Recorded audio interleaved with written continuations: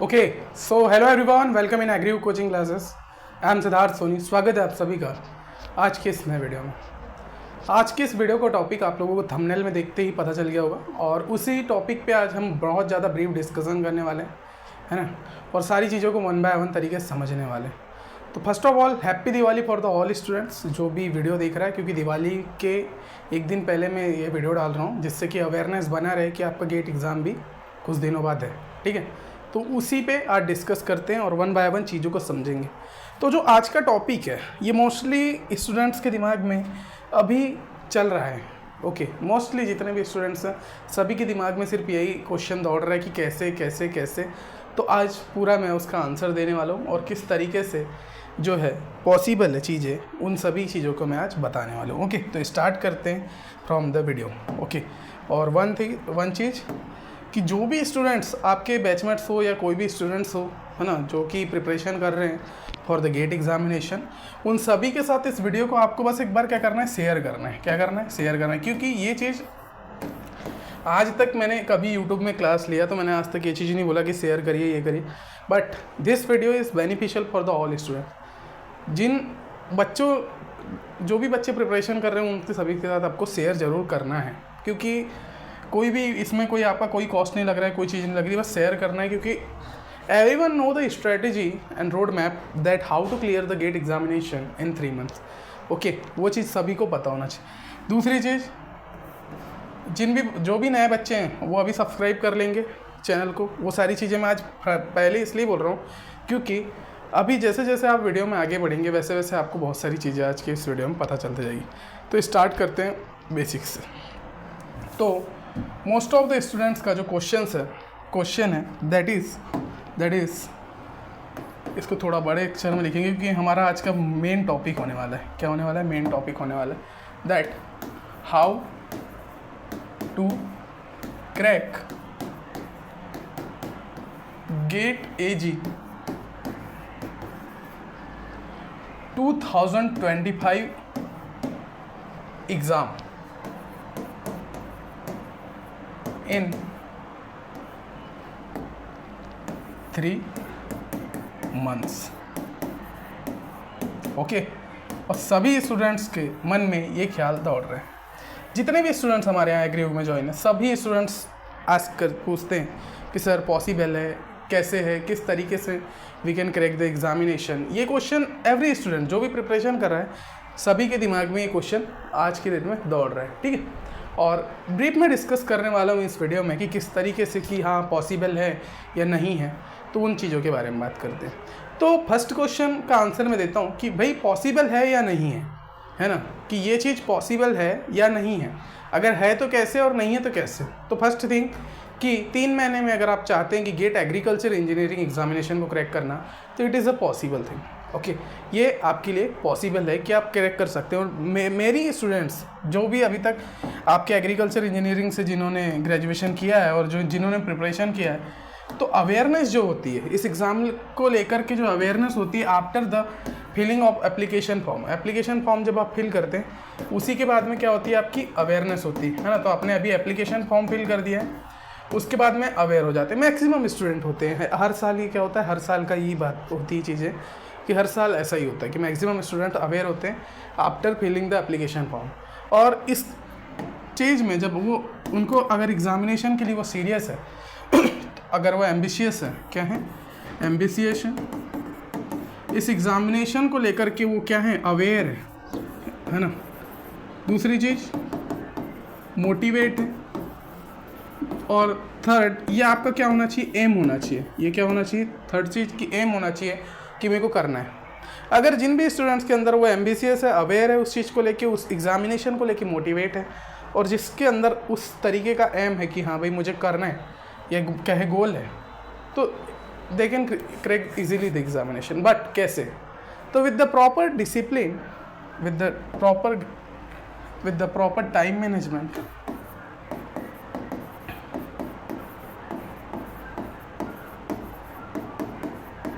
and discipline,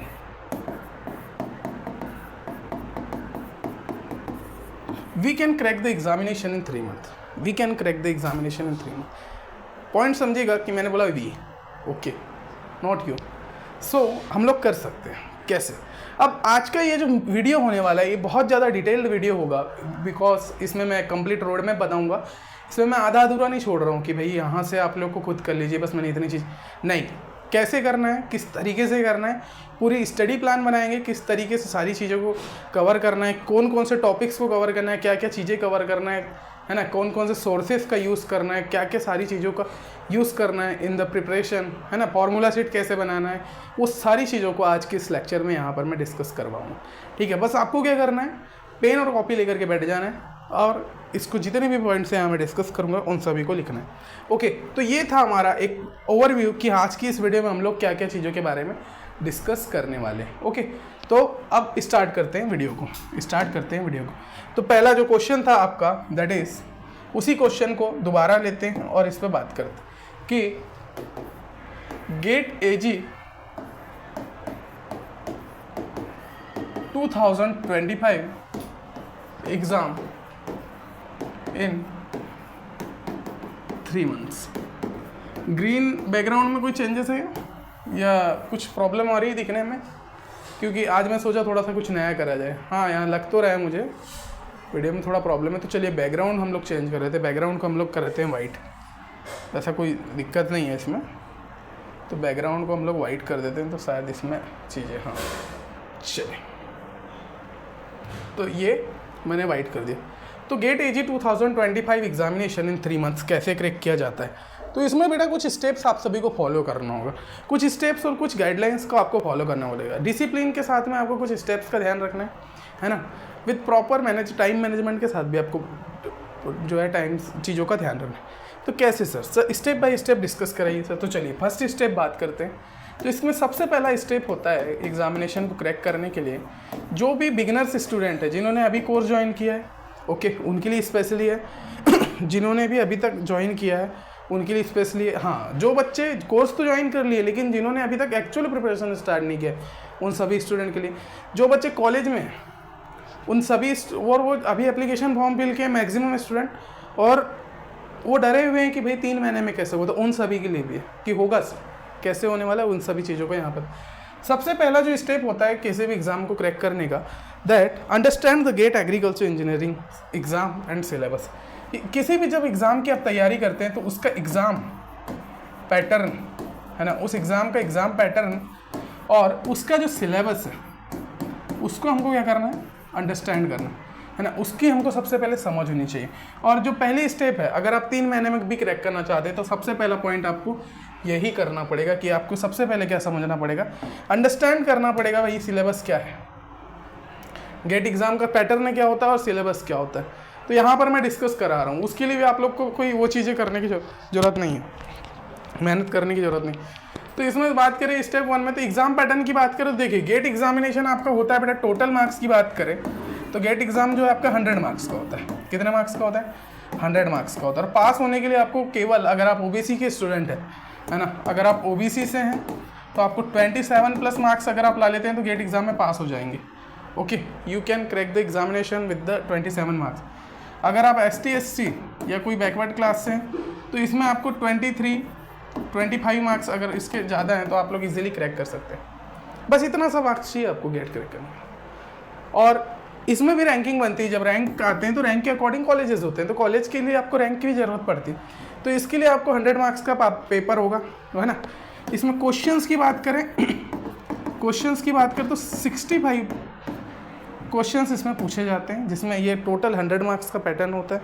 okay, जिसमें if you talk about the sections, तो सबसे पहले पैटर्न में आपको सेक्शन बताना चाहिए, है ना। तो सेक्शन के बारे में डिस्कस करते हैं कि इसके अंदर में जो पहला सेक्शन आता है सर, पहला सेक्शन आता है that is a general aptitude, that is a general aptitude पूछा जाता है।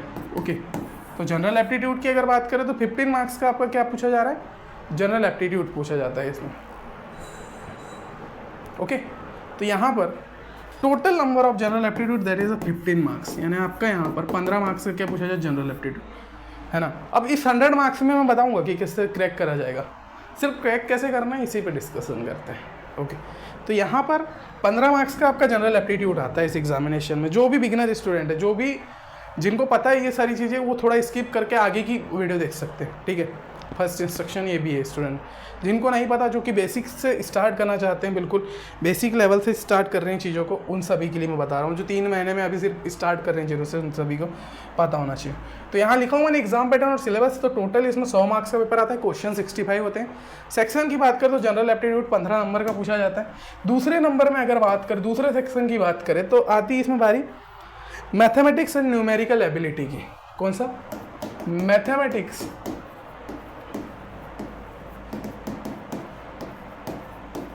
एंड न्यूमेरिकल एबिलिटी पूछा जाता है।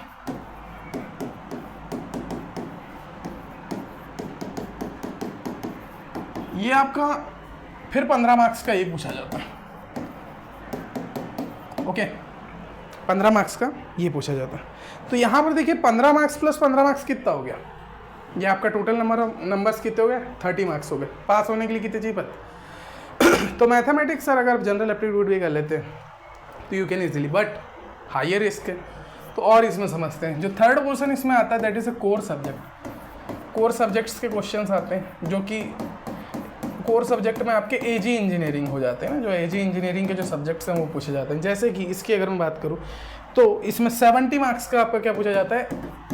एजी इंजीनियरिंग, जिसमें आपके अलग अलग सेक्शंस होते हैं, farm machinery, farm power, food processing, irrigation, drainage, soil and water conservation, ये सारे इसमें सेक्शंस होते हैं जो इसके अंडर में होते हैं।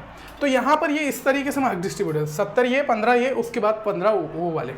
तो एप्टीट्यूड के साथ मैथमेटिक्स प्लस एप्टीट्यूड मिलकर के 30 मार्क्स एक्वायर करते हैं, 70 मार्क्स इसके होते हैं कोर सब्जेक्ट्स के, जो कि आपके होते हैं। और if you talk about the questions के टाइप की बात करें कि सर किस तरीके से क्वेश्चंस पूछे जाते हैं, है ना, क्योंकि हम लोग बात कर रहे हैं तो क्वेश्चन का जो टाइप होता है MCQ, MSQ and NAT types questions पूछे जाते हैं। NAT टाइप्स क्वेश्चंस इसमें पूछे जाते हैं। तो ये था, देखिए एग्ज़ाम पैटर्न की बात किया मैंने, एग्ज़ाम पैटर्न की बात की कि ये आपका क्या होता है कि एग्ज़ाम पैटर्न है कि इस तरीके से आपके क्वेश्चंस पूछे जाएंगे कि इसमें जनरल एप्टीट्यूड भी रहता है पेपर में, है ना, जो आपका एग्ज़ाम आता है उसमें आपका जनरल एप्टीट्यूड रहता है और जो है डिफरेंट टाइप के अलग अलग पोर्शंस भी रहते हैं, ठीक है। तो क्वेश्चन टाइप MCQ, ये हो गया आपका क्या पहला स्टेप कि आपको इतनी अंडरस्टैंडिंग होना चाहिए कि एग्ज़ाम आ कैसा रहा है। एग्जाम में टोटल 100 क्वेश्चन रहें, 100 मार्क्स के क्वेश्चन रहेंगे सर, क्वेश्चन 65 रहेंगे, जनरल एप्टीट्यूड से 15 मार्क्स आने वाले हैं, ठीक है।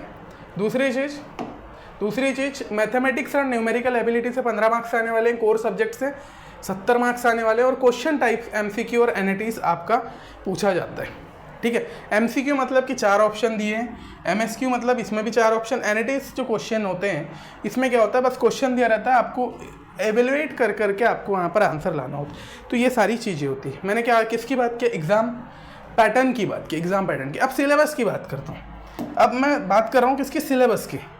तो you know about the syllabus of GATE AG। अभी तक जिसको नहीं पता वो देखिए, बस जिसको नहीं पता वो देखिए, नहीं तो बाकी जो है बहुत बड़ा ये वीडियो होगा तो आगे देख सकते हैं, इसको स्किप करके उस पोर्शन को स्किप करके आगे। तो सिलेबस में क्या क्या इंपॉर्टेंस चीज़ें, अब पूरा सिलेबस कवर करना 3 मंथ्स में पॉसिबल नहीं है, ये भी चीज़ आपको पता होना चाहिए कि भाई अगर मैं प्रॉपरली तरीके से बात करूँ तो पूरा सिलेबस कवर करना इम्पॉसिबल है ना। तो पॉसिबल क्या क्या हो सकता है कि नहीं सर हम लोग अच्छे खासे नंबर ला लें। तो सिलेबस के अंदर में भी कुछ ऐसे टॉपिक्स हैं जो कि वेटेज बहुत ज़्यादा रखते हैं एग्जामिनेशन में आने का, तो उन टॉपिक्स को मैं डिस्कस करवा देता हूँ। वो मेन टॉपिक आप डिस्कस पढ़िए और you can achieve the thing, क्योंकि पूरा सिलेबस करना नॉट इम्पॉसिबल हो सकता है, बट उसके लिए फिर और चीज़ें होना। तो मैं अभी पूरी चीज़ें बता रहा हूँ कैसे कैसे, ठीक है। तो इसमें इंपॉर्टेंट सिलेबस में इंपॉर्टेंट टॉपिक्स कौन कौन से आते हैं? जैसे पहला होता है आपका farm power and farm machinery. Farm power and machinery एक सेक्शन ये होता है, जिसमें इसमें से अगर क्वेश्चंस आते हैं तो इसमें से कुछ टॉपिक से क्वेश्चन आते हैं सर। तो इसमें से जैसे क्वेश्चन आपके आते हैं ट्रैक्टर से, है ना, ट्रैक्टर के पूरे जो सिस्टम्स होते हैं, ट्रैक्टर में कौन कौन सिस्टम होते हैं, है ना, इंजन के जितने भी चीज़ें होती हैं पूरे सिस्टम्स के क्वेश्चंस पूछे जाते हैं। दूसरा इसमें कौन कौन से इम्प्लीमेंट यूज होते हैं, डिस्क प्लाउ, डिस्क हैरो, है ना, ये सारे क्या होते हैं, इम्प्लीमेंट्स होते हैं, है ना। फिर क्रॉप प्रोडक्शन के लिए कौन कौन से इक्विपमेंट्स होते हैं, क्रॉप प्रोडक्शन इक्विपमेंट्स भी से बेस्ड क्वेश्चंस पूछे जाते हैं। तो अगर आप फार्म पावर और फार्म मशीनरी में वेटेज देखेंगे तो आपको ट्रैक्टर के बारे में पूरा नॉलेज होना चाहिए, उसके इम्प्लीमेंट्स के बारे में और क्रॉप प्रोडक्ट इक्विपमेंट के बारे में जितना भी न्यूमेरिकल पोर्सन है वो आपका कवर होना चाहिए। इससे जो पूछे जाते हैं इसका न्यूमेरिकल पोर्सन आपका कवर होना चाहिए। The second thing that is farm power के बाद आपका जो मेन टॉपिक आता है that is a food process नहीं soil water conservation engineering, soil water conservation engineering. ये आपका सेकंड सब्जेक्ट होता है ना, ये आपका सेकंड सब्जेक्ट होता है, जिसमें भी अगर हम लोग बात करें इंपॉर्टेंट टॉपिक्स की, इसके अंदर कौन कौन से, तो देखिए सबसे पहले इसमें से जो मैक्सिमम क्वेश्चन पूछे जाते हैं बेटा हाइड्रोलॉजी से पूछे जाते हैं। दूसरा अगर मैं बात करूँ हाइड्रोलॉजी के बाद तो इरिगेशन से मैक्सिमम क्वेश्चन पूछे जाते हैं। और जो सॉइल मैकेनिक्स है, इसी में जो सॉइल मैकेनिक्स है, सॉइल मैकेनिक्स से भी जो है questions highly amount of questions पूछे जाते हैं। ओके, जो इसमें अगर प्रीवियस ईयर बेस्ड अगर चीज़ों को देखा, जो भी बच्चे ने देखा होगा, तो वो हाइड्रोलॉजी कवर करो, इरिगेशन कवर करो, सॉइल एंड मास, ये सॉइल मैकेनिक्स कवर करो अगर आप सॉइल वाटर कंजर्वेशन पढ़ रहे हैं। क्योंकि 3 मंथ्स की स्ट्रेटेजी तो उस हिसाब से मैं बता रहा हूँ। 1 ईयर का रहता तो 1 ईयर में तो फिर बहुत सारे सब्जेक्ट्स हैं उसके अंडर में भी जो पढ़ने के लिए, लेकिन इंपॉर्टेंस ये रखते हैं। इसके बाद आपका आता है फूड प्रोसेसिंग। क्या फूड प्रोसेसिंग? तो फूड प्रोसेसिंग में जैसे कि psychrometry is the most important topic in this condition. The psychrometry is the most, यानी इसमें जो साइकोमेट्री आता है processing engineering, in which we have completed, we will cover the processing technologies. जो प्रोसेसिंग टेक्नोलॉजीज होती है, जैसे जो टेक्निक्स का यूज़ करते हैं प्रोसेसिंग करने के लिए, ठीक है, उनके बारे में। दूसरी चीज storage post harvest system, storage के बारे में, एंड यहीं पर पोस्ट हार्वेस्ट सिस्टम।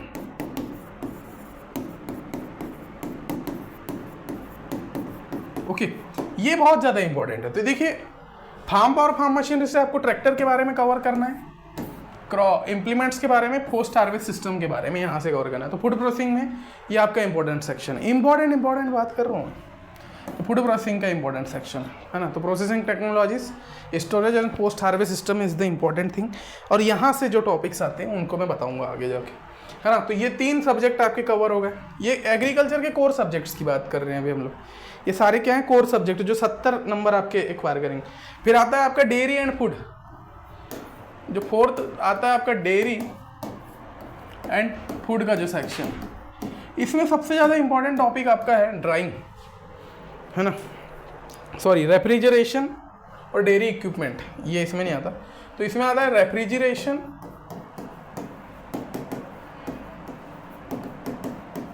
और डेयरी इक्विपमेंट से क्वेश्चन पूछे जाते हैं कि डेयरी के जो इक्विपमेंट्स होते हैं, है ना, और प्रोसेस होती है, उनसे क्वेश्चन पूछा। तो ये मैं बात कर रहा हूँ अभी कोर सब्जेक्ट्स की, केवल किसकी बात कर रहा हूँ? कोर सब्जेक्ट्स की। फिर आपका आता है एग्रीकल्चर प्रोसेसिंग इंजीनियरिंग। तो ये आपके क्या है? इंपॉर्टेंट टॉपिक्स है, इनमें से जो है क्वेश्चन पूछे जाते हैं। अब एग्रीकल्चर प्रोसेसिंग की बात करें तो इसमें जैसे क्या है, ड्राइंग, मिलिंग, पैकेजिंग, ये सारे जो आते हैं, ड्राइंग, मिलिंग, पैकेजिंग, इनसे रिलेटेड जितने भी न्यूमेरिकल्स प्रॉब्लम है ये सारे पूछे जाते हैं। तो ये था, देखिए ये यहाँ पर हम लोगों ने कवर किया, यहाँ पर हमने कवर किया what sir, we have covered the exam pattern also, we have covered the exam pattern here. Okay, exam pattern ऐसा होता है सर, और जो मेन टॉपिक्स है जो यहाँ से जो पूछे जा रहे हैं, ये 3 महीने में जितना सफिशिएंट हो सकता है, मैं केवल उन चीज़ के बारे में बात करूँ, है ना। 3 मंथ्स में जितना सफिशिएंट चीज़ें हो सकती है उन चीज़ों के बारे में यहाँ पर मैं कवर करवा रहा हूँ। अब मैक्सिमम स्टूडेंट के मन में, सर ये तो हम ऐसे भी पढ़ ही रहे हैं, है ना। Maximum students they are thinking कि लाइक ऐसा तो हम पढ़ ही रहे हैं। हाँ, यहाँ पर मैं एक चीज़ बताना आपको भूल गया था। हाँ, दूसरी चीज़ मैथमेटिक्स और एप्टीट्यूड, जो है मैथमेटिक्स और एप्टीट्यूड है वो आपका कवर करना है। उसमें कुछ टॉपिक्स हैं वो भी मैं बता देता हूँ। अब इसमें नेगेटिव मार्किंग होती है या नहीं होती? ठीक है, नेगेटिव मार्किंग, तो हाँ भाई नेगेटिव मार्किंग है, नेगेटिव मार्किंग है। लेकिन जो ये नेगेटिव मार्किंग है ये केवल MCQ और MSQ को टाइप क्वेश्चंस में नेगेटिव मार्किंग है, लेकिन NATs की बात करें तो इसमें नेगेटिव मार्किंग नहीं होती है ना। एक 1 मार्क्स के क्वेश्चन आते हैं, 2 मार्क्स के क्वेश्चन आते हैं। ओके, ये भी पता होना चाहिए। 2 मार्क्स और 1 मार्क्स के क्वेश्चन पूछे जाते हैं, नेगेटिव मार्किंग MCQ में रहती है, MSQ में रहती है, लेकिन NATs को टाइप क्वेश्चंस में नहीं रहती। ये भी चीज़ आपको यहाँ से पता होना चाहिए। नाउ ये थी आपकी एक डिटेल चीज़ें जिसमें हम लोगों को ये टॉपिक्स उनमें से कवर करना चाहिए, ये इंपॉर्टेंट चीज़ है। Now we will discuss about the 3 months study plan. Now we will create the 3 months study plan कि सर ये तो हम कर ही रहे हैं, लेकिन 3 महीने में अगर हम क्रिएट करना है स्टडी प्लान तो किस तरीके का स्टडी प्लान हमारा होना चाहिए। तो यहाँ से आपका वीडियो बहुत ज़्यादा इंपॉर्टेंट होने वाला है। जो भी स्टूडेंट्स देख रहे हैं, यहाँ से जो वीडियो है ये सबसे ज़्यादा इंपॉर्टेंट होने वाला है। 3 months स्टडी प्लान। ओके, 3 महीने का we have cover the study plan. किस तरीके से एक स्टडी प्लान बनता है। अब मैं मंथ वाइज पूरा इसमें क्लियर कर रहा हूँ, है ना। पूरा मंथ वाइज कि पहले महीने में किस तरीके से कवर करना है, क्या क्या चीज़ें कवर करना है, दूसरे महीने में क्या क्या चीज़ों को कवर करना है, तीसरे महीने में क्या। तो इसमें बात करेंगे हम लोग फर्स्ट मंथ।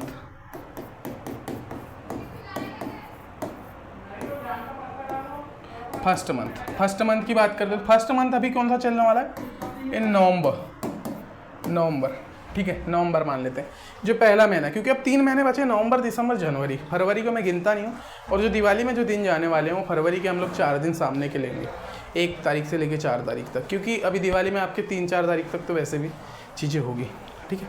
तो यहाँ पर हम लोग देखते हैं पहले मंथ में क्या करना है। तो देखिए पहला मंथ जो होगा इसमें सबसे पहले आपको क्या करना है, आपको जो पहला मंथ होना चाहिए इसमें आपका सबसे बड़ा गोल होना चाहिए। क्या होना चाहिए, गोल, दैट इज़ द फर्स्ट थी फाउंडेशन टू कोर कॉन्सेप्ट। इसका जो सबसे पहला मंथ में क्या होना चाहिए, आपको इसमें क्या करना है, फाउंडेशन क्रिएट करना है अपना, और कोर कॉन्सेप्ट्स कवर करना है। फाउंडेशन और कोर कॉन्सेप्ट्स को कवर करना है। कैसे, तो इसमें जो सबसे पहला आपका गोल होना चाहिए that is cover the entire syllabus at least once. इस कंडीशन में जो पहला मंथ है जो नवंबर है, इसमें क्या करना है, कवर द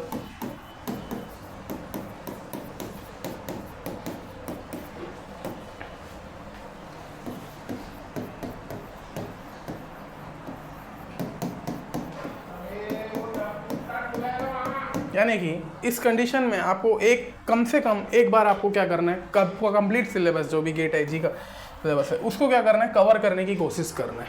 आई नो कि थोड़ा हेक्टिक है, लेकिन हो सकता है ना, लेकिन हो सकता है। अगर एक दिन में आप 12 से 14 घंटे पढ़ रहे हैं, अगर आप सीरियस है तो करना पड़ेगा ना, तो 12 से 14 घंटे अगर पढ़ रहे हैं तो उस कंडीशन में 1 महीने में आपको जितना कोशिश करना है कि आप क्या कर पाए, इंटायर सिलेबस को कंप्लीट कर पाए इन 1 मंथ, और जो करना चाहता है उसके लिए हो भी जाता है, ठीक है।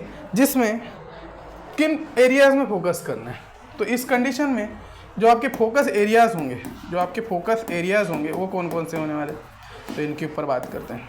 तो इनके ऊपर अगर हम बात करूँ तो जो फोकस एरिया होगा, जब first thing that is allocate 50 to 60% time to cover agriculture subject. इस जगह पर आपको क्या करना है, अलोकेट करना है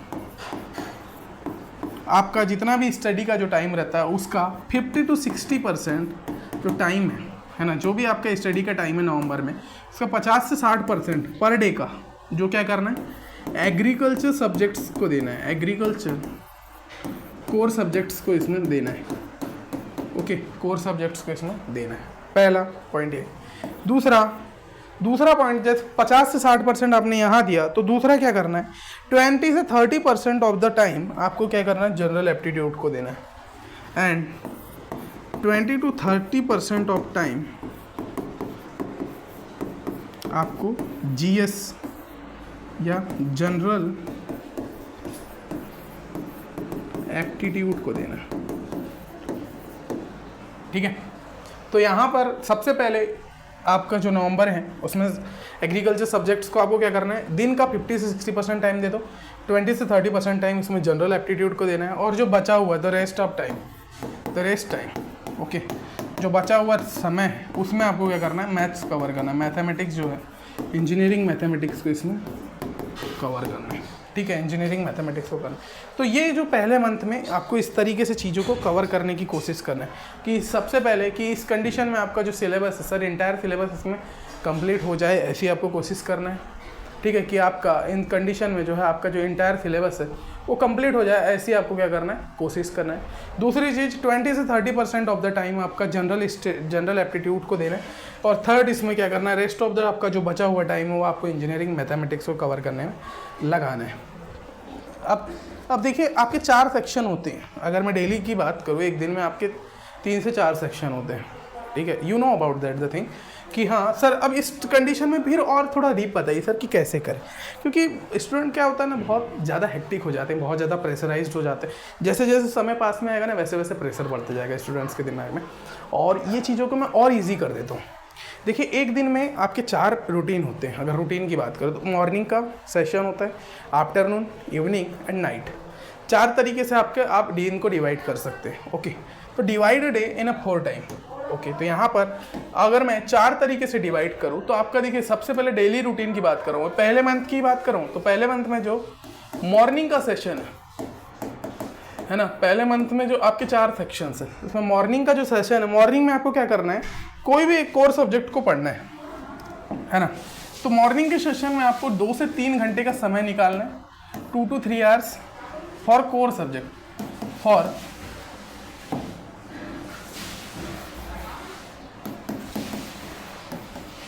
कोर एग्रीकल्चर सब्जेक्ट्स, है ना। कोर एग्रीकल्चर सब्जेक्ट्स को देना है 2 से 3 घंटा, कब, मॉर्निंग का। अब इसमें आपको चेंजेस भी करना है, हर दिन आपको मतलब हर सब्जेक्ट्स के बाद आपको चेंज करना है। आप 2 से 3 घंटा अगर दे रहे हैं तो इसमें जैसे कि एग्जांपल के लिए बोलूँ कि आप फार्म पावर या फार्म मशीनरी से स्टार्ट कर रहे हैं, हमें इंपॉर्टेंट टॉपिक्स ही तो पढ़ना है ना। इंपॉर्टेंट टॉपिक्स एग्जाम्पल के लिए मैंने लिखा फार्म मशीनरी, आपने स्टार्ट किया बेटा फार्म मशीनरी से 2 से 3 घंटा उसको देना है दिन में, ठीक है, मॉर्निंग में। फिर आपके 2 सेशन बचते हैं, है ना, 2 सेक्शन आते हैं, जिसमें आपको क्या करना है, जो दूसरा सेक्शन है आफ्टरनून का, दूसरा सेक्शन आफ्टरनून का है, या फिर यहाँ इवनिंग का है। ओके, आफ्टरनून और इवनिंग के जो समय है उसमें आपको क्या करना है, core general aptitude and mathematics, जो इंजीनियरिंग मैथमेटिक्स और जनरल एप्टीट्यूड है उसको कवर करना है। Core general aptitude and engineering mathematics cover करना है।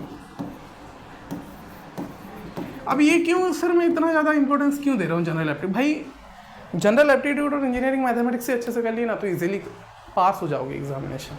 फिर भी 5 नंबर ज़्यादा से पास हो गए, अगर इनमें फुल ऑफ मार्क्स आपने ला लिए। 30 नंबर एक अच्छा नंबर होता है एग्रीकल्चर इंजीनियरिंग, माना जाता है, क्योंकि कट ऑफ कम जाता है ना, कट ऑफ भी कम जाता है और स्कोर ज़्यादा नहीं कर पाते स्टूडेंट इस फील्ड। तो इस वजह से भी चीज़ें होती है। जो भाई सालों से एक साल की जो प्रिपरेशन है, जिसकी जो 3rd ईयर से प्रिपेयर कर रहा है, वही बहुत ज़्यादा मार्क्स इसमें एक्वायर कर। तो आफ्टरनून या इवनिंग में आपको क्या करना है, जनरल एप्टीट्यूड और मैथमेटिक्स का जितना भी कोर है उसको कवर करना है।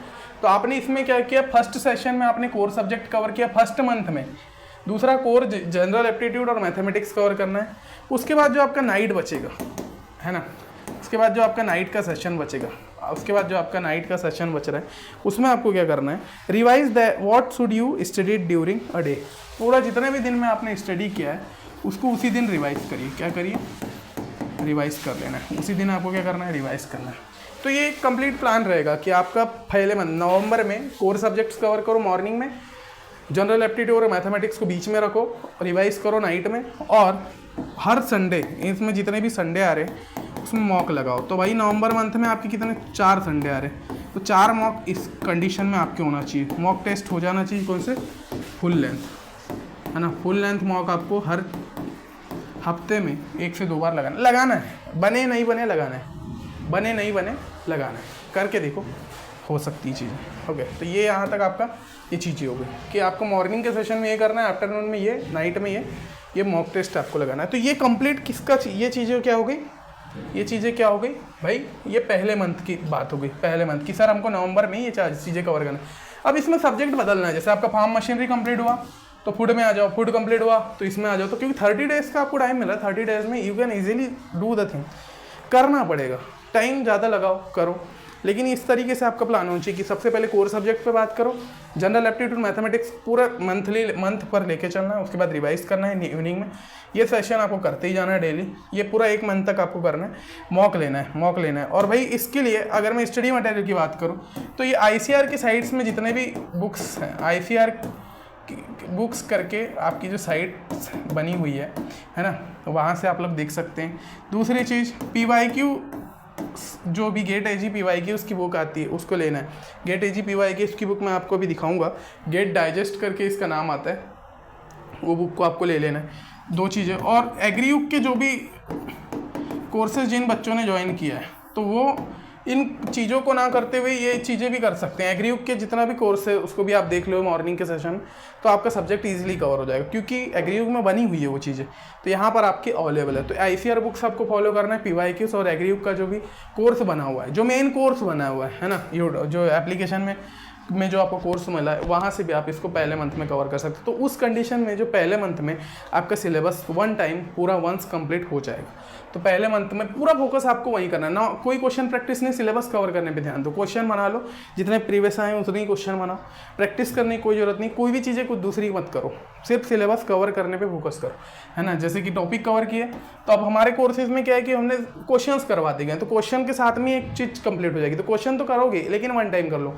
अभी प्रैक्टिस करने की जरूरत नहीं, क्योंकि अभी 3 महीने में हमको जब प्लान होगा तो इस तरीके से चलेगा, है ना। जिनका हो गया है सिलेबस करके वो अभी से प्रैक्टिस स्टार्ट कर दो, लेकिन जिनका नहीं हुआ उनके लिए ये चीज़ बताई जा रही, तो वो केवल फोकस करना है कि आपका सिलेबस कंप्लीट हो जाए, है ना। PYQs कंप्लीट हो जाए, एग्रीयुग से जो भी लेक्चर सीरीज़ है वो सारी चीज़ें कंप्लीट हो जाए, 1 महीने का ये फिर आपका आता है बेटा सेकंड मंथ, फिर आपका आता है क्या सेकंड मंथ। अब सेकंड मंथ के लिए भी हम लोग इसी तरीके से अब चीज़ों को डिस्कस करें। तो फर्स्ट मंथ का आपको समझ में आया कि आपको क्या क्या करना है, मॉर्निंग से लेके इवनिंग तक का ये मैंने कंप्लीट चीज़ें यहाँ पर डिस्कस करवाया, ठीक है। अब आती है सेकंड मंथ, फिर हम लोग बात करेंगे थर्ड मंथ में, तो इस तरीके से हम लोग प्रॉपर तरीके से करें, है ना।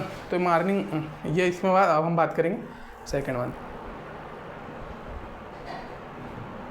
तो देखिए आप लोग क्या कर रहे हैं कि पहले मंथ में आप लोगों ने कवर कर लिया बेटा क्या, कंप्लीट सिलेबस को, यानी पूरा फोकस हो गया, आपने क्या किया है, only you have covered the syllabus. Now अब जो सेकंड मंथ आएगा आपका, है ना, फर्स्ट मंथ के बाद सेकंड मंथ आएगा, उसमें आपको क्या करना है।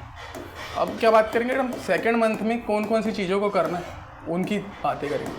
सेकंड मंथ मतलब आपका अभी से अगर देखें तो दिसंबर का जो महीना होगा, दिसंबर में 31st डे होता है, तो उस अकॉर्डिंग हम लोग इसकी स्ट्रेटजी बनाते हैं। तो इसका जो आपका मेन मोटो होना चाहिए, जो आपका सेकंड मंथ है इसमें क्या करना है, आपका जो आपका गोल होगा for the second month, that is कि रिवाइज डिफिकल्ट सब्जेक्ट्स। इस कंडीशन में क्या करना है, आपने एक बार सिलेबस कवर कर दिया, अब सिलेबस में आपको बहुत सारी चीज़ें क्या होगी, डिफिकल्ट लगेगी, तो क्या करना है, इसमें रिवाइज करना है। क्या करना है, रिवाइज डिफिकल्ट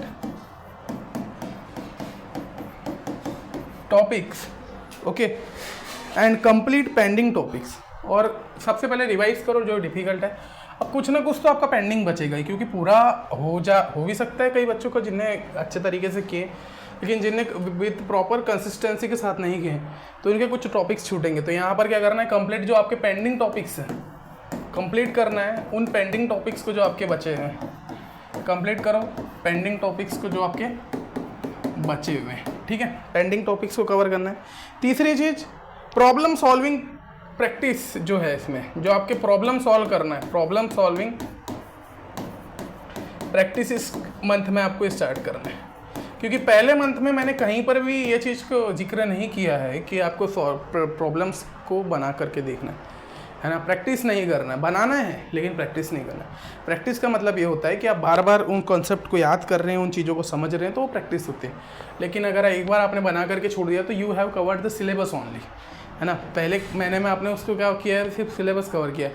दूसरे महीने में आपको रिवाइज करना है, पेंडिंग टॉपिक्स को कवर करना है। अब न्यूमेरिकल बेस्ड एग्जाम होती है तो आपको क्या करना है, इस मंथ में आपको प्रॉब्लम सॉल्व करना स्टार्ट कर देना है, ठीक है। ये चीज़ आपको पता होना चाहिए। अब इसमें सम पॉइंट्स जो हम ऐड करेंगे, that is practice soil and water conservation. अब भाई इसमें कौन सा फोकस किस एरियाज पे करना, तो जैसे कि क्या करिए, प्रैक्टिस करना है आपको किस में, soil and water conservation, soil water engineering, soil water conservation engineering plus farm machinery, ये आपके क्या है मोस्ट इंपॉर्टेंट टॉपिक्स है।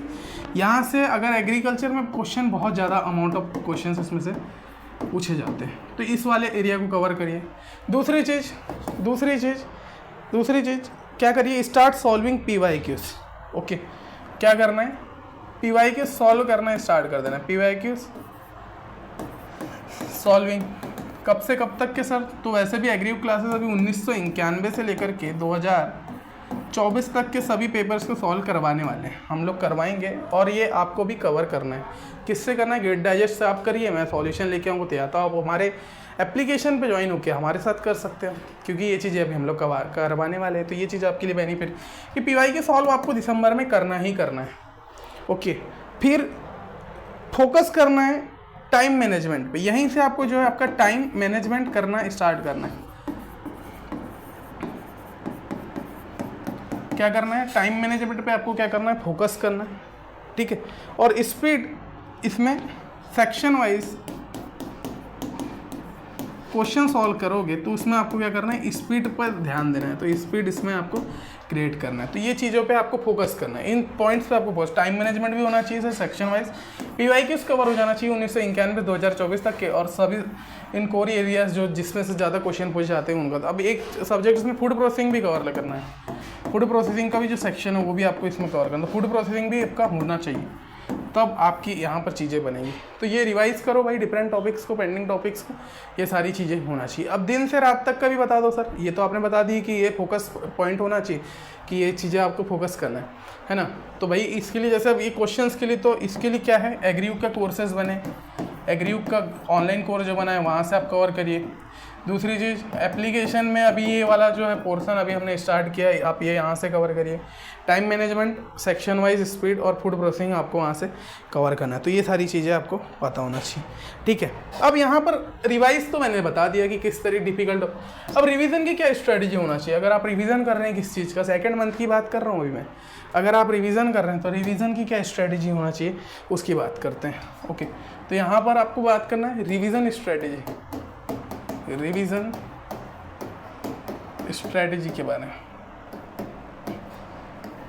ओके, रिवीजन स्टडी, अगर किसी भी चीज़ का रिवीजन करना है तो आपको सबसे पहले शॉर्ट नोट्स बनाना है। इसमें क्या करना है आपको? शॉर्ट नोट्स पे ज़्यादा ध्यान देना है। ओके, जो भी डिटेल्ड नोट्स है उनसे आपको नोट्स क्या करना है? शॉर्ट करना है। फॉर्मूला शीट प्रिपेयर करना है। दूसरा, आपने ये चीज़ शॉर्ट नोट्स बना लिया, फिर फॉर्मूले की सीट आपको यहाँ से प्रिपेयर करना है। ओके, तो फॉर्मूला सीट भी प्रिपेयर करना है इसी मंथ में। फिर सॉल्व न्यूमेरिकल प्रॉब्लम जो है उनको सॉल्व करना, न्यूमेरिकल प्रॉब्लम सॉल्व करना है। और MSQ, MCQ और NAD टाइप क्वेश्चंस को बार बार क्या है इसमें प्रैक्टिस करना है। तो ये सेकंड मंथ का आपका प्लान है कि शॉर्ट नोट्स भी सेकंड मंथ में आपकी बनना चाहिए, न्यूमेरिकल सॉल्व बनना चाहिए, ठीक है। MSQ और NAD टाइप के जितने भी क्वेश्चंस गेट में पूछे गए हैं उन सभी के बारे में एक ओवरव्यू या एक पहचान होना चाहिए कि भाई हमने इन क्वेश्चंस को देखा है। सेकंड मंथ का ये आपका पूरा कंप्लीट प्लान रहने वाला है कि सेकंड मंथ में आपको ये चीज़ें करना है कि उसमें डिफिकल्ट टॉपिक रिवाइज करिए कंप्लीट। तो ये आपका दिसंबर का होल प्लान है ना, कंप्लीट दिसंबर में आपको ये चीज़ें करना है। साथ में मॉक भी कवर करना है, मॉक आपके चलते रहेंगे, जो मॉक सेशंस है, मॉक सेशंस आपके चलते रहेंगे। अब अपने अकॉर्डिंग आप मॉर्निंग से लेके इवनिंग तक का जो भी चीज़ें बना सकते हैं। तो यहाँ पर हाँ, यहाँ पर मैथमेटिक्स और जनरल एप्टीट्यूड जो है, मैथमेटिक्स और जनरल एप्टीट्यूड इसकी जो है आपके कवर हो जाना चाहिए। जनरल एप्टीट्यूड के जो क्वेश्चंस है प्रीवियस ईयर में जो इतने पूछे गए हैं वो क्या होना चाहिए? कवर होना चाहिए इस वाले सेशन में। तो ये चीज़ें बनती हैं, तो रिवीजन की स्ट्रेटजी में ये चीज़ें आपकी कवर हो जानी चाहिए। तो ओके, तो यहाँ से ये चीज़ आपकी कवर होगी। तो सेकंड मंथ और फर्स्ट मंथ में आपको पता चल गया कि क्या क्या चीज़ें करना है। नाउ बारी आती बेटा थर्ड मंथ की। अब बारी आती है किसकी? Third month. थर्ड मंथ मतलब जनवरी के महीने की, और फरवरी में तो आपका एग्जाम है। Now will discuss about the third month. 3 महीने की कंप्लीट स्टडी बता रहा था मैं, तो ये आ गया आपका तीसरा मंथ कि तीसरे मंथ में क्या क्या कर सकते हैं। ओके, अब तीसरा मंथ जो है, तीसरे मंथ में आपको फोकस करना है स्ट्रेंथ वीक एरियाज, है ना, स्ट्रेंथनेस जो क्रिएट करना है वीक एरियाज में, और डेवलप करना है ना स्ट्रेटजी को, एग्ज़ाम डे स्ट्रेटजी, है ना, स्ट्रेंथ मेकिंग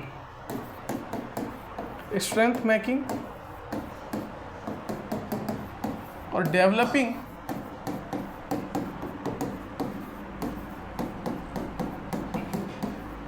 वीक एरिया, जो भी आपके वीक एरिया है उसको फोकस करके उन पर डेवलपमेंट करना है अपना। और एग्ज़ाम के लिए जो टाइम की स्ट्रेटेजी है, टाइम मैनेजमेंट इस वाले मंथ में आपको ज़्यादा करना है।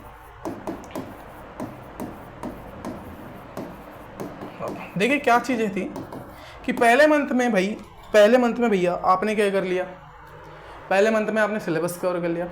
दूसरे मंथ में अब आप आए तो दूसरे महीने में आपने क्या किया, उन चीज़ों को कवर किया जो कि यहाँ पर चल रही थी, उन्हीं चीज़ों को आपने रिवाइज कर लिया और पूरा कंप्लीट सिलेबस आपने कवर किया। थर्ड मंथ में आपकी आती है बेटा प्रैक्टिस की बारी, तो फोकस करना है 80% ऑफ योर टाइम, जो भी आपके पास टाइम है उसका 80% ऑफ द टाइम किस पे होना चाहिए, 80% ऑफ द टाइम आपका जाना चाहिए किस पे, मॉक देने पे, फुल लेंथ मॉक टेस्ट पे, फुल लेंथ मॉक देने का आपको क्या करना है, ट्राई करना है। यानी इस कंडीशन में जो आपका 80% टाइम है फुल लेंथ मॉक देने पर ही जाएगा। दूसरी चीज़ कि पर वीक, हाँ दूसरी चीज़ एग्रीयुग की टेस्ट सीरीज़ रिवाइज करना है। एग्रीयुग की टेस्ट सीरीज़ स्टार्ट कर दो पहले दिन से ही, है ना, पहले दिन से। ये बात हो रही है जनवरी मंथ की, 1 जनवरी से स्टार्ट करना है। ऐसा नहीं कि न्यू ईयर है तो न्यू ईयर मना लेंगे, भाई गेट निकलने के बाद मनाना नेक्स्ट ईयर एमटेक करते समय। जनवरी में पहले ही दिन से आपको टेस्ट सीरीज लगाना है एग्रीयुग की। 80% ऑफ द टाइम आपको फुल लेंथ मॉक टेस्ट में लगाना है। जो भी आपका 20% में आप ये कवर करिए, 80% में आपको ये कवर करना है। ओके, टाइम मैनेजमेंट बनाना है कि जिस डेट पे जिस समय पे आपकी एग्ज़ाम होती है, 3 घंटे पहले एग्ज़ाम, 3 घंटे की एग्ज़ाम होती है, आधा से 1 घंटा पहले आपको अंदर ले लिया जाता है एग्ज़ाम हॉल में। तो वैसा ही करिए, प्रैक्टिस करिए, एक बिहेव बनाए करिए कि भाई हम एग्ज़ाम सेंटर में जा रहे हैं और 45 मिनट पहले जाइए, 45 मिनट वहाँ बैठिए, कंप्यूटर के सामने चीज़ों को समझिए, बस फोकस होकर बस बैठना है, जैसा एग्ज़ाम है वैसे बैठना है। दूसरी चीज़, एग्ज़ाम को स्टार्ट कब करना है, आफ्टर 45 मिनट्स और 30 मिनट्स आपके, उसके बाद में आपको एग्जाम स्टार्ट करना। तो वो एक एग्जाम शेड्यूल तरीके, और 3 घंटा प्रॉपर तरीके से जितने क्वेश्चन बन रहे हैं पूरा एक क्रिएट करना है द एटमॉस्फेयर, उस तरीके से आपको एटमॉस्फेयर क्रिएट करना है। ओके, तो ये इस तरीके से आपका ये 3rd मंथ का प्लान होना चाहिए। अब यहाँ पर मैं रूटीन बता देता हूँ, मैक्सिमम स्टूडेंट को रूटीन की ज़्यादा पड़े। तो मॉर्निंग से लेके आपके पास नाइट तक का समय रहता है। तो मॉर्निंग में आपको क्या करना है, फुल मॉक टेस्ट लगाना है। कौन सा लगाना है, फुल मॉक, मतलब कि जो 3 घंटे का आपका पूरा कंप्लीट वाला जो मॉक है वो कवर करना है इसमें। पर डे 1 टेस्ट तो आपको करना है। उसके बाद में जो आपका समय आएगा आफ्टरनून तक मॉक आपने कवर किया। आफ्टरनून में जो फुल मॉक दिया है इसको आपको क्या करना है, रिवाइज करना है। रिवाइज इन द सेंस देना नहीं है, इसको फोकस करके इसमें जो भी आपने क्वेश्चंस आए हैं, जो भी मॉक में क्वेश्चंस आए हैं उनको प्रैक्टिस करो। और मिस्टेक्स क्या क्या किए हो अकॉर्डिंग टू मार्क्स, क्या क्या मिस्टेक्स हमारी हुई है उन पे आपको फोकस करना है आफ्टरनून का टाइम। बात आती है इवनिंग की। इवनिंग का जो एरिया है इसमें जो एग्रीयुग की टेस्ट सीरीज बनी है उसमें सबसे स्पेशल चीज़ है कि हमने टॉपिक वाइज, सब्जेक्ट वाइज और फुल लेंथ तीनों कवर किया। तो फुल लेंथ आपका मॉर्निंग में कवर होगा, सब्जेक्ट वाइज और टॉपिक वाइज टेस्ट लगाना है। ओके, सब्जेक्ट वाइज और टॉपिक वाइज टेस्ट लगाना है। और जितने भी आपके फॉर्मूलेज हैं उनको रिवाइज करना है इन अ नाइट। जो भी आपका नाइट का समय बचेगा, नाइट में आपको 2 से 3 घंटे क्या करना है, नाइट में आपको 2 से 3 घंटे revise formula seat. Okay, formula seat, formulas और शॉर्ट नोट्स, ये आपका एक प्लान होना चाहिए। शॉर्ट नोट्स का भी इसमें कवर करना है। तो ये इस तरीके से आपको एक प्रॉपर स्ट्रेटेजी बना करके जो है चीज़ों को करना है। तो यहाँ पर I have covered the things कि लाइक इस तरीके से अगर आप करते हैं, इस तरीके से अगर आपका ये प्लान होता है, और यही होना चाहिए क्योंकि कोई दूसरा नहीं बता सकता आपको, कोई दूसरी कोचिंग में नहीं बताएंगे, कोई भी लोग इतना तरीके से प्रॉपर टाइम मैनेजमेंट करते हुए ये प्लान नहीं बताएंगे। अगर आप इस तरीके से फॉलो करते हैं चीज़ों को तो आप 3 महीने में इजीली क्रैक कर सकते हैं किसी भी गेट एग्ज़ाम जैसे एग्ज़ाम को। ओके, गेट एग्ज़ाम को 3 महीने में कवर कर सकते हैं। हाँ, इसके लिए आपको फोकस होना पड़ेगा, एक कंप्लीट प्लान बनाना पड़ेगा। सुबह से शाम तक आपको टोटल 10 से 12 घंटे आपको देना है। कॉलेज वाले स्टूडेंट बेटा, अगर आप लोगों के कॉलेज में अगर सेमेस्टर चल रहे हैं तो उसमें से आपको 3 महीने के लिए तो चीज़ों को करना पड़ेगा, जब ही होगा। क्योंकि गेट एग्ज़ाम जिन भी बच्चे ने अभी तक नहीं किया है उनके लिए ये चीज़ इंपॉर्टेंट है कि पहले महीने से लेकर के मैंने कंप्लीट स्ट्रेटजी बना दी है ना। हाउ टू क्रैक में ये टाइम मैनेजमेंट इस तरीके से एम्बिशियस होना चाहिए, ये सारी चीज़ें पता होना चाहिए। पहले महीने में आपको एग्ज़ाम पैटर्न और सिलेबस पे बात करना है, ठीक है। एग्ज़ाम का सिलेबस कवर करने पे ध्यान देना है, ये टॉपिक्स कवर करना है। इंजीनियरिंग मैथमेटिक्स इसी के साथ करेंगे। हाँ, ये पहले महीने मैंने यहाँ 3 महीने में मैंने पहला मंथ स्टार्ट किया था। 50-60% आपका जो टाइम है, मॉर्निंग का जो टाइम है उसको दे दो आप कोर सब्जेक्ट को, या तो फिर एग्री की कोर्स ले लो, कोर्स परचेस कर लोगे तो कोर्स में क्या होता है कि पूरा प्लान बना हुआ रहता है, आपको कहीं भटकना नहीं, कोई भी बुक को पलटने की ज़रूरत नहीं, ठीक है। तो ये आपका कोर्स का बेनिफिट ये रहता है कि वीडियोस लेक्चर लगाए 2-3 घंटा मॉर्निंग में देखे, और छोटे छोटे वीडियोज़ हैं हमारे, कोई बड़ी वीडियोज़ हैं तो उसमें हमने जानबूझ के वो चीज़ें जल्दी जल्दी कवर हो जाती है। जीएस और जनरल एप्टीट्यूड को देना है सेकेंड टाइम आपका, ठीक है। और रेस्ट ऑफ द टाइम में जो है मैथमेटिक्स वगैरह चीज़ों को कवर करना है, ठीक है। उसके बाद मैंने बताया कि मॉर्निंग से लेकर के इवनिंग तक का क्या समय रहेगा आपका, है ना। मॉर्निंग से लेकर इवनिंग तक आपकी कैसी चीज़ें चलेगी, है ना, कौन कौन सी चीज़ें चलेगी, क्या क्या चीज़ें चलने वाली, वो सारी चीज़ें मैंने कवर करवाया, ठीक है। और ये सारी चीज़ें 2 मंथ का क्या प्लान है, गोल कौन कौन सा है, रिवाइज़ कैसे करना है, वो सारी चीज़ें इसमें मैंने कवर करा, ठीक है। Revision notes, short notes, formula, numerical short किस तरीके से बनाना है, इन सारी चीज़ों को समझे, है ना। और जनवरी में किस तरीके से चीज़ें करना है ये, और आपका 5 फरवरी को एग्ज़ाम है तो उसके लिए आप लोग अवेयर हो जाना। दूसरी चीज़ ये आपका एक कंप्लीट रोड मैप है। इस तरीके से अगर आप करते हैं तो 3 महीने में इजीली क्रैक कर सकते हैं एग्ज़ाम को। जो भी बच्चा इस रोड मैप को फॉलो करता है वो इजीली क्रैक कर सकता है। लास्ट ईयर भी हमारे पास ऐसे ही बच्चे आए थे 3 महीने 4 महीने, आज वो IITs NITs में पढ़ रहे हैं। तो बहुत अच्छी चीज़ें हैं, अपॉर्चुनिटीज़ जो ग्रैब करता है उसके लिए चीज़ें बनी होती है, वो इजीली कर पाते हैं उन चीज़ों को, ठीक है। तो इस तरीके से कंप्लीट आपका रोड मैप था। हाँ, दूसरी चीज़, अब मैं फोकसली बात करता हूँ। अभी तक मैंने आपको बताया कि जो एग्रीयुग का जो गेट AG का जो कोर्स है, एग्रीयुग का गेट AG 2025 का जो कोर्स है, इसकी प्राइस अभी रिड्यूस होकर 3500 हो गई है। 3500 में आप लोग ज्वाइन कर सकते हो, है ना। इसके लिए आपको मेरे को कॉल करना है 1062-2042।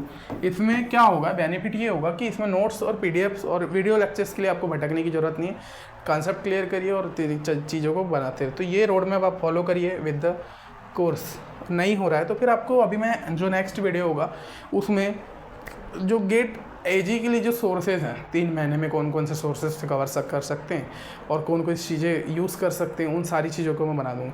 आज मैंने केवल रोड मैप पे बात किया कि ये स्ट्रेटजी होना चाहिए। कल के जो लेक्चर्स होंगे, अभी जो नेक्स्ट लेक्चर्स आएंगे उनमें मैं कंप्लीट स्टडी मटेरियल की बात करूँगा। हाँ, कौन कौन से रिसोर्सेज हैं, है ना, की पॉइंट की टिप्स कौन कौन सी होती है, उन सभी चीज़ों को और डिटेल में मैं बात करूँगा।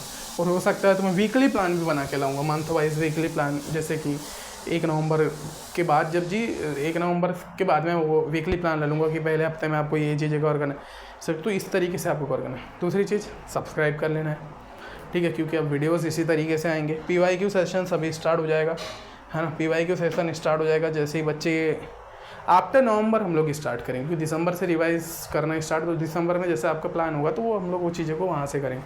तो 1 बाय 1 चीज़ें हम लोग पूरी कवर करने वाले, तो बिल्कुल फोकस्ड हो जाना है, सारी चीज़ों को कवर करना है। ओके, तो thank you, will meet on the next lecture. तो प्रॉपर गाइडेंस। दिवाली अच्छे से मनाइए, बाकी पढ़ाई में ध्यान दीजिए। दिवाली नेक्स्ट वाली अच्छी हो सकती है अगर आप इस साल अच्छे से ध्यान देके पढ़ सकते। ओके, तो thank you, will meet on the next lecture. Okay.